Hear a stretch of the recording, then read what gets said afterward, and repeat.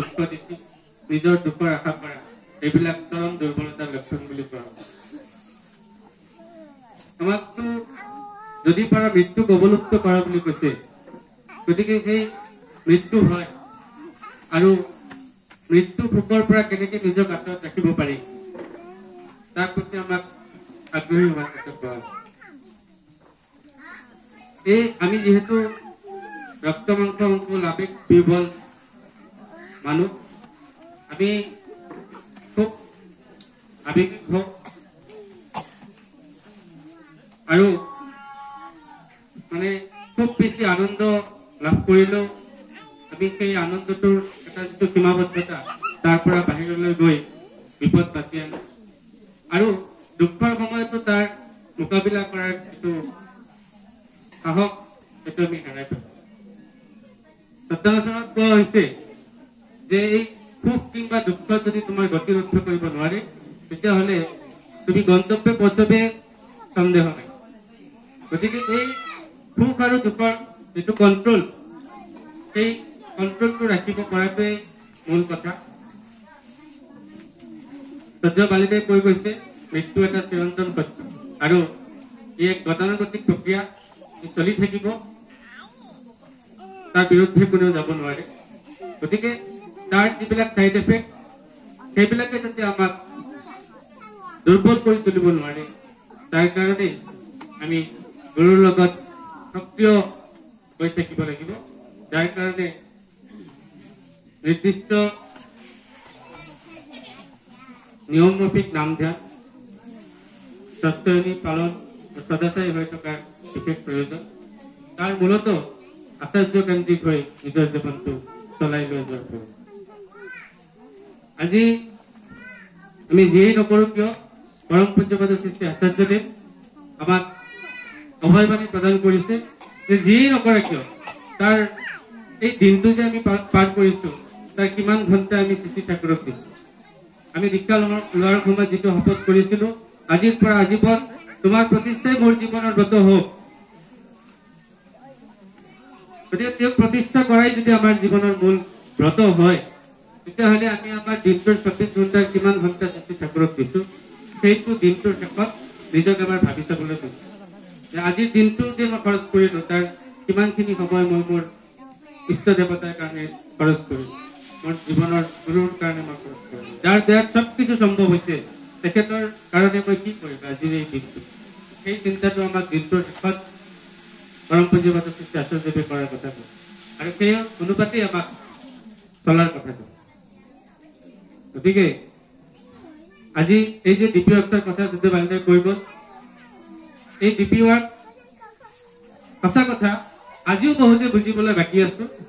ইয়াৰ আচল উদ্দেশ্য কি, কিয় তেওঁ ডিপি ৱাৰ্ক ডিপি কৰি আছে, এই কথাটো মই ভাবো ব্যক্তিগতভাৱে আমি বুজিয়ে উঠা নাই, কৰাটো বহুত দূৰ। গতিকে ইমান সহজ কামো নহয় আৰু খুব বেছি টান কামো নহয়।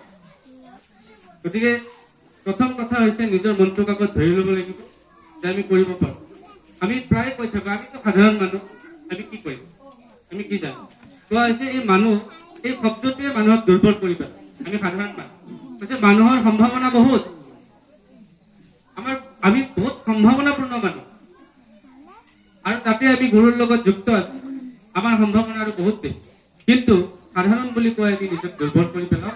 আৰু শ্ৰী ঠাকুৰৰ কোৱা আছে নহয়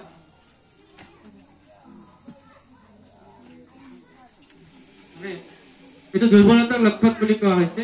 শক্তি দিয়েও কৰতে পাৰি তোমাৰ সেবা বৰ্ধনা, কৰ্মহাৰা এ প্ৰাৰ্থনায় লুকিয়ে আছে পাৰ্বণ।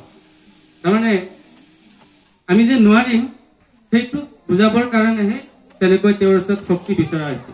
আচলতে ক'ব গৈছে শক্তিটো দিয়াই আছে, কিন্তু চেষ্টাৰ আমাৰ কমি আছে, কৰিব নোখোজাৰ আমাৰ আলস্যতা।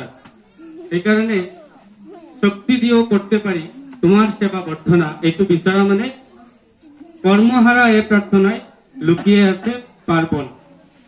গতিকে এই কাম নকৰি পেলাই বহুতে কয় নহয় দেওঘৰ গৈছেনে আপুনি, কেতিয়াবা যদি সোধা হয় তেওঁ যেতিয়া নিয়ে তেতিয়া যাম বুলি।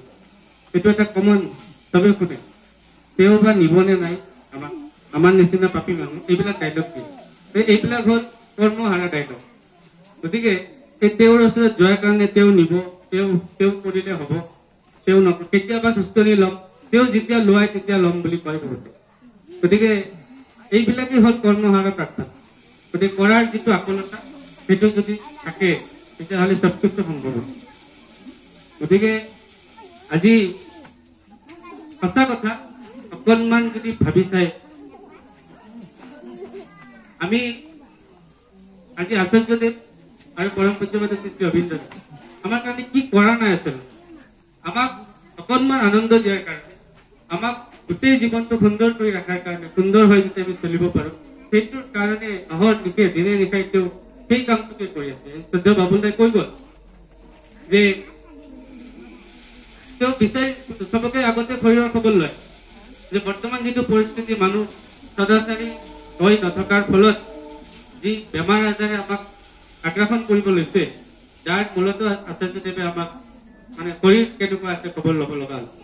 গতিকে আমি যিমানবাৰ আমি চবেই আচাৰ্যদেৱৰ সংগ কৰিছোঁ, ওচৰলৈ গৈছোঁ, মানে ভালে থকাৰ যি ৰীতি সদায় সেইবিলাকে আমাক শিকাই আছে। কি কৰিলে, কেনেকে থাকিলে নিজৰ জীৱনটো সুন্দৰকৈ চলাই দিব পাৰোঁ, সুস্থ হ'বলৈ থাকিব পাৰি, সেইবিলাক কথাই তেওঁ কৈ আছে। কেনেকৈ আনন্দত থাকিব পাৰি, কেনেকৈ একমাত্ৰ আনন্দত থকাৰ উপায় যে শ্ৰী ঠাকুৰ, সেই কথাটো আমাক বুজাবলৈ চেষ্টা কৰা হৈছে।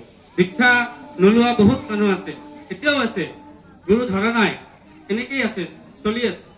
কিন্তু যেতিয়া প্ৰশ্ন কৰা হয় তেওঁলোকে বিভিন্ন কাৰণ দিব পাৰে, বিভিন্ন উত্তৰ থাকিব পাৰে, কিন্তু আমি যিবিলাকে তেওঁক গুৰুৰ ৰূপে গ্ৰহণ কৰিছো আমাৰ উত্তৰ এটা, আমি ভালে পাইছো। গতিকে নোলোৱাৰ বহুত কাৰণ থাকিব পাৰে, কিন্তু গুৰু গ্ৰহণ কৰাৰ উত্তৰটো এটাই, আমি আনন্দত থাকিব বিচাৰো, আমি শান্তি স্বস্তিৰ অধিকাৰী হৈ চলিব বিচাৰো, সেইকাৰণে আমি গুৰু গ্ৰহণ কৰো। কাৰণ অজ্ঞানতাই মানে নজনাটোৱে দুখৰ মূল কাৰণ বুলি কোৱা হয়, আৰু এই আনন্দৰ মূল কাৰণ হৈছে জ্ঞান। যে অজ্ঞানতাই দুখৰ কাৰণ, আৰু সেই অজ্ঞানতাৰ পৰা বাচাৰ কাৰণে এই গুৰু গ্ৰহণৰ মাধ্যমেৰে আচাৰ্যৰ লগত সক্ৰিয় অংশগ্ৰহণৰ সংযুক্তিৰ মাজেৰে নিজৰ জীৱনটো সুন্দৰ কৰি লৈ যোৱাৰ যি প্ৰয়াস, এই প্ৰয়াসত লৈ থকাটোৱে আমাৰ জীৱনৰ উদ্দেশ্য আৰু কৰ্তব্য। গতিকে সকলোৱে গম পালে পৰম পূজ্যপাদ শ্ৰী আচাৰ্যদেৱ অহাৰ কাৰণে ব্যাকুল, কিন্তু তেখেত আহিবৰ কাৰণে যি আমি অকণমান সুবিধা কৰি দিব লাগে, সেইটো হৈছে ডিপি ৱাৰ্কছৰ পাৰ্চেণ্টেজ কামৰ অগ্ৰগতি। আমি যিমান পাৰোঁ এই নতুন আকৌ ৰিচেণ্ট এটা খবৰ যে